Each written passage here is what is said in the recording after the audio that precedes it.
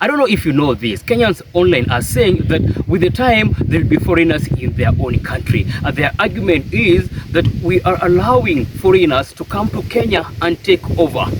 Because right now we have wealthy people from North America. Just to mention a few of them, we've had Bill Gates sort of living in Kenya. We've had the former founder and CEO of Twitter, now X, living in Kenya so comfortably. We've had the former ambassador of US to Kenya also living in Kenya. And because of that, the people who are so woke online, and they are saying that if we are not careful, then we shall have foreigners take over Kenya. But this is what I want to say, that is a good thing. In fact, the current government should allow influx of people from North America, Europe and Far East to come to Kenya. Let those people come to Kenya in droves, in thousands, in millions. If we can have people from high income economies coming to Kenya, that's a good thing. I know most of you just want culture wars. Most of you are trying to be protectionist,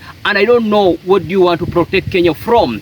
What I know is that when we allow people from those areas or regions I've mentioned, these people come to us with resources. Today, let me take a dive into National Infrastructure Fund. This is a fund that the cabinet has approved. And what is the focus of this fund? The focus of this fund is to pool resources, enable Kenya to sell some of its resources or strategic assets, so that we bring these resources together for infrastructural development. Today, Kenya wants more dams, Kenya wants more roads, Kenya wants more energy. So getting these resources is becoming something so difficult. And Kenyans themselves do not pay enough taxes to enable the government to do these mega projects. So if we allow the influx of people from developed countries, then Kenya will be in a position to get much of these resources. I wanted to look at it this way. Counties such as Busia and those in part of the coastal region, what innovation is happening there? There's no innovation. And right now, Kenya is collecting less than 3 trillion through taxation. But when you look at what we want for development, it is in trillions. We want 5 trillion for what President Ruto described last time, for dams, energy, and more roads. Right now, the conversation is about we want major highways dual. How possible is it if we don't have our resources? So how do we get these resources? Through innovation. Are we in a position to innovate and create a product that can quickly generate billions of money to enable Kenya to achieve its developmental goals? No. So what do? We allow people who have resources or wealth to come to Kenya and invest. Because right now, we've heard people talk ill about people like the former US ambassador to Kenya, Meg Whitman. We've also heard people talk about the former CEO and founder of Twitter, that is X, living in Kenya. And people have problems with that, and they say that we are allowing foreigners to be in our country.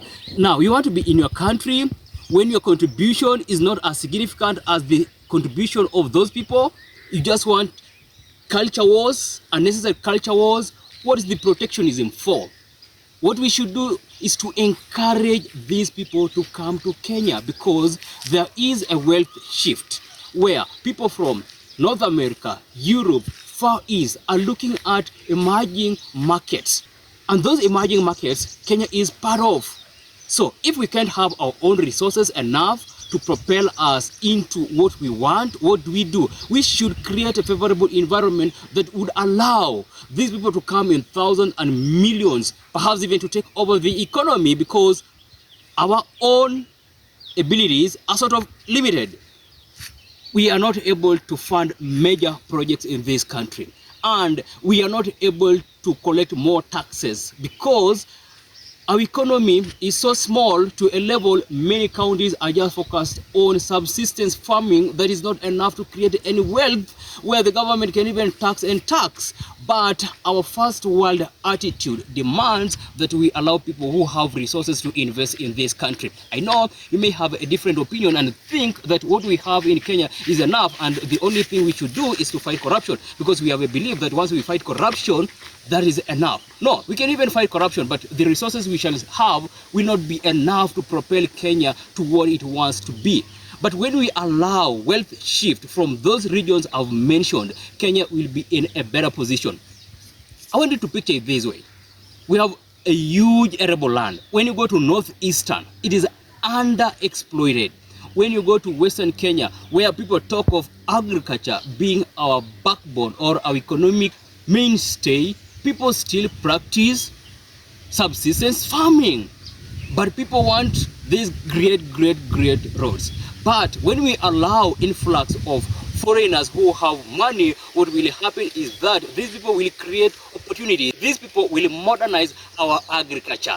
These people will actually push an initiative where many of Kenyans will actually get into serious activities that will enable them to innovate, and that will propel Kenya to what it wants. Today we talk of AI-driven economy, but in this country we have counties that do not have access to internet.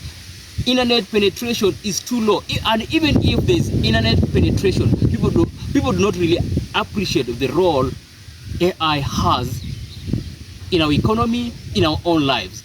But when we have people from these high economies coming to Kenya, there shall be a mindset shift. And when we have that kind of paradigm shift, then Kenya will be in a position to realize it is first world dream. Otherwise, that dream will be far-fetched.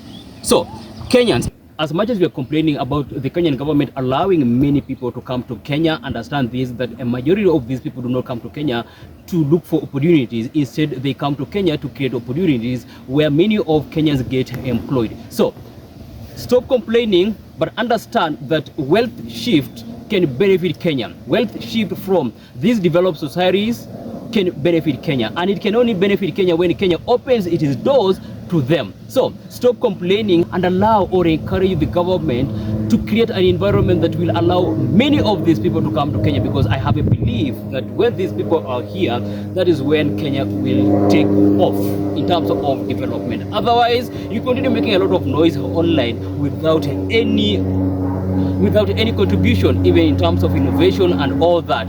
So you complain about the political class not doing anything, but when the political class opens ways to allow many of these people to come to Kenya, again you start complaining that we shall be foreigners in our own country. How can you be a foreigner in our own country? Or to prevent that, then produce something where now we don't need foreigners to come to Kenya to invest, because you have the ability to mine our own rare minerals. Kenya has a lot of minerals, but those minerals are underexploited, and to some extent, some of you, even if you're asked to invest, you don't have anything to invest. So why not allow foreigners to invest? Let people who have resources invest. This is the 21st century. So you don't have just to protect your country because you're Kenyan and feel that you are entitled to be in Kenya and no any other person should come to Kenya, when your contribution to your own economy is so little to a level that will leave many impoverished. So to avoid a situation where many will be left in poverty, let's allow many of these foreigners to come to Kenya, because there are many opportunities in road infrastructure. Kenya wants many roads. Let foreigners come and invest. Kenya wants dams. Let foreigners come and invest. Kenya's agriculture needs investment. Let them come to invest and modernize. Let them come and mine our minerals, because if you're given an opportunity, you may not even mine anything because you don't have the capital or ability to do that. So when we stop this protectionist approach and allow many of North Americans, Europeans, and those from Far East to come to Kenya, I am certain that Kenya will be in a better position to develop. So we need to stop just saying we are protecting what is ours, but what is being taken away from you? Nothing. So now those who have resources to invest in Kenya. And I believe with that, Kenya can be in a better position to develop. What do you think about this? I know many of you may rubbish it, many of you may disagree, but the fact is Kenya should open its floodgates to people from North America, Europe, and Far East. After all, that's where billions and millions and trillions of dollars are. And those people can actually support Kenya's dream to become Singapore, or the African Singapore. Bye bye, and always keep it here on Owen Road Podcast.